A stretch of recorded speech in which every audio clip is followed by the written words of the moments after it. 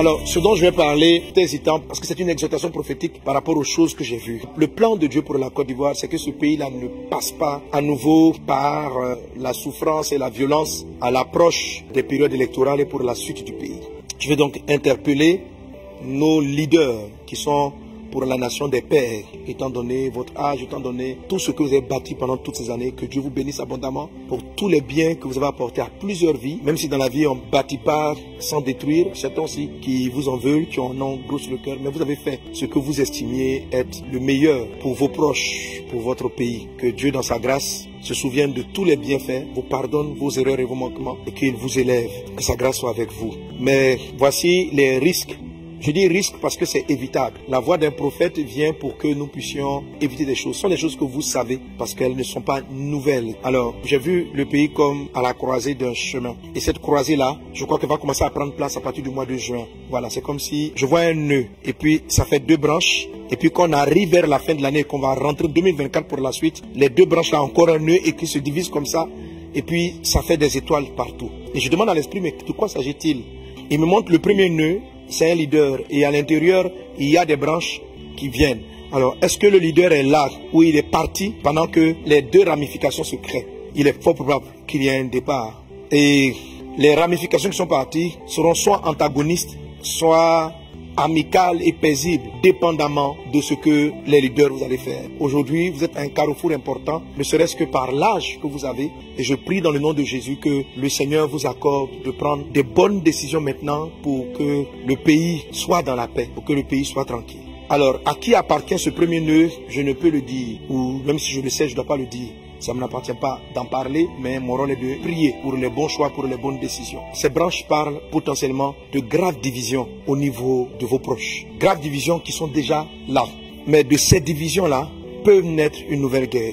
Les divisions-là ne seront pas simples. Les divisions vont être amplifiées par l'ennemi, au point de produire dans les années à venir de graves crises qui vont amener les Ivoiriens à s'entre-déchirer violemment. Et l'Esprit me disait ce matin, il me dit, ce qui s'est produit dans le passé, parce qu'on est dans les prophéties de cycle, risque de se reproduire. Les grands troubles en Côte d'Ivoire qui ont entraîné la guerre sont venus d'un nœud similaire. On a le premier chef de ce pays qui part, et dans sa famille politique, 2 branches sont créées. Mais elles sont créées de manière antagoniste, chacun voulant récupérer le pouvoir. Une de ces branches va rentrer dans l'opposition avec les descendants et une va prendre le pouvoir. De leur conflit va commencer à apporter les fondements qui donneront plus tard la rébellion et la division qu'a connue la Côte d'Ivoire. Ce même schéma-là est sur le point de se reproduire. Le premier nœud que j'ai dit, j'ai vu une branche qui arrive. En tout cas, c'est comme un chemin. On a un nœud, puis ça se passe comme ça.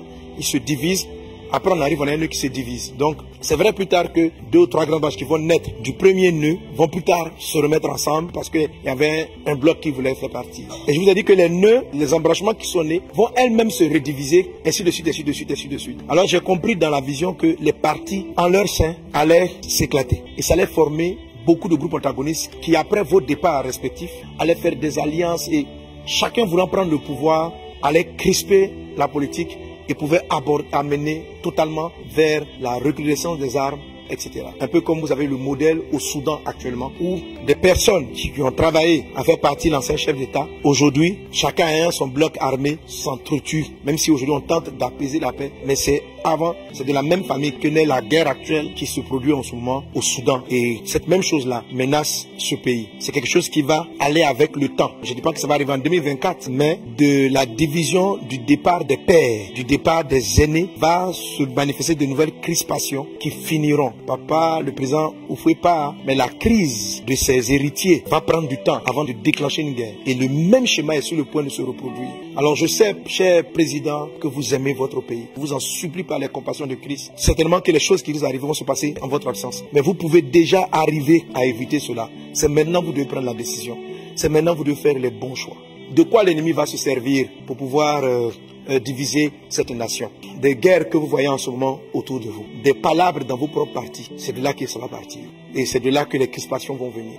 Alors, l'Esprit me donne 2 axes sur lesquels vous devez travailler. 1. La bataille interne, résolvez-la maintenant. C'est-à-dire, ayez la force de choisir votre héritier, de choisir, de désigner, de prendre quelqu'un. Et de vous battre de votre force, voir progressivement et de l'aider. Et lui donner le temps à cette personne-là, de votre vivant, d'asseoir son autorité. Il y aura certes des divisions après votre départ, mais elles seront vraiment amoindries parce que tout le monde respectera ce que vous, en tant que père, avez laissé.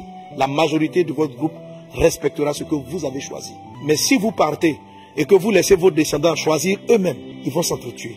Ils vont s'allier avec vos adversaires politiques, ils vont s'allier et ça va créer de une confusion. Donc c'est la première branche qui se divise et après qui se redivise et qui fait un truc comme ça. Donc je vous en supplie par la compassion de Dieu de tout faire, de prendre votre dernière énergie politique ou votre avant-dernière énergie politique. Je ne sais pas quels sont vos projets immédiats, mais maintenant. Je ne rentre pas dans qui veut être président encore. Si vous voulez être président, soyez président. Voilà. Mais au moins, établissez ça et installez la personne. Donnez-lui l'occasion de votre vivant de gérer avec vous votre groupe. Parce que vous serez en même temps le garant de la paix.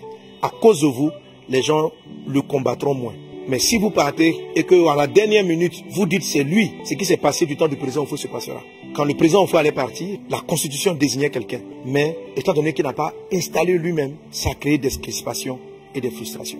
Donc le premier axe de conseil spirituel, c'est pourquoi je suis en train de prier, c'est que Dieu vous accorde la grâce. Peut-être que vous ne l'avez pas encore trouvé, vous ne trouvez pas dans vos fils directs la personne qu'il faut, mais que Dieu vous l'accorde de la voir. Et que quand vous allez l'établir, que tout le reste du groupe puisse reconnaître que c'est votre choix, que c'est ce que Dieu vous a mis à cœur et respecte cela afin qu'il y ait de la cohésion, qu'il y ait de l'entente dans votre groupe. Que Dieu vous accorde cette grâce-là. C'est une grâce. Israël a failli être totalement divisé parce que comme David vieillissait, certains de ses fils ont voulu se présenter par eux-mêmes. Et ça a entraîné une grave guerre. Et pour sauver Israël, un prophète est venu le voir et puis il dit qu'il faut que tu fasses quelque chose.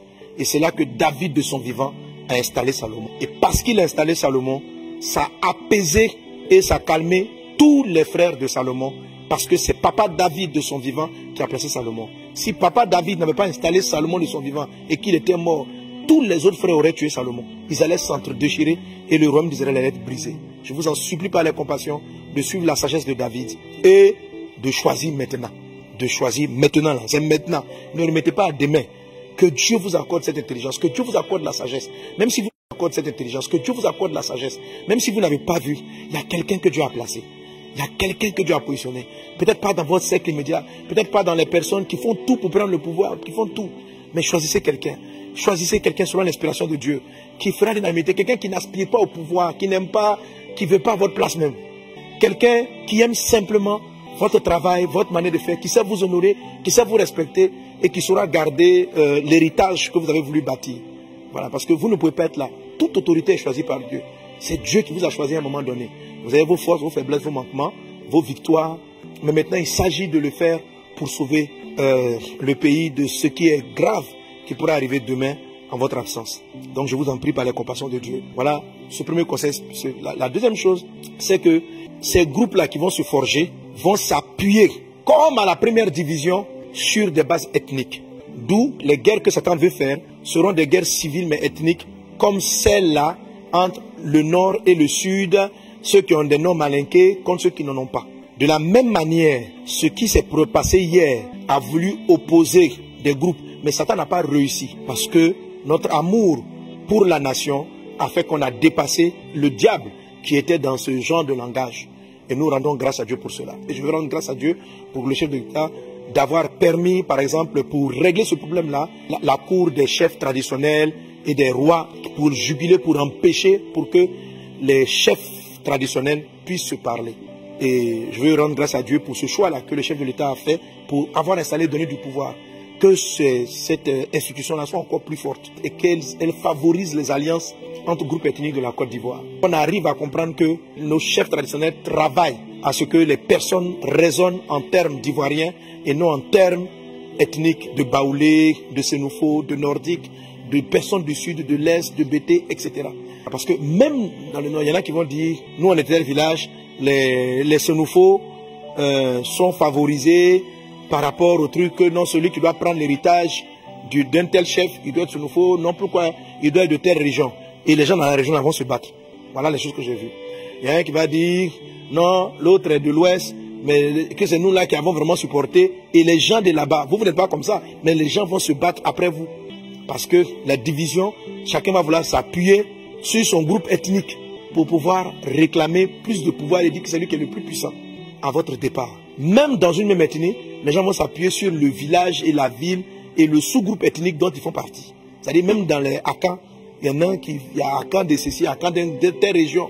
et chacun va revendiquer quelque chose pour pouvoir bâtir son équipe politique. Et ça va créer des palabres en groupe ethnique en Côte d'Ivoire. Donc déjà, comment ma prière est faite, je prie que le renforcement des chefs traditionnels et cette grande initiative qui a été prise ici en Côte d'Ivoire soit renforcée. Et que bien avant même on essaie de s'interdire de faire du mal par l'expression ethnique, qu'il y ait des lois, que nos chefs, nos parents valorisent pour dire que l'autre c'est ton frère et qu'on casse ce système-là. Alors, si pendant que vous êtes là, vous pouvez travailler et accélérer et favoriser cela et briser tout ce qui est barrière ethnique pour ne pas qu'un politicien, qui que ce soit, puisse s'appuyer sur son groupe ethnique pour revendiquer quelque chose ou pour s'installer, je crois que Dieu exauce nos prières. Donc, c'est en même temps une voix que je donne à nos parents, à nos chefs, qui étaient donc chefs d'État, au président actuel et à tous nos présidents qui sont passés et à tous les leaders politiques. C'est un message pour vous.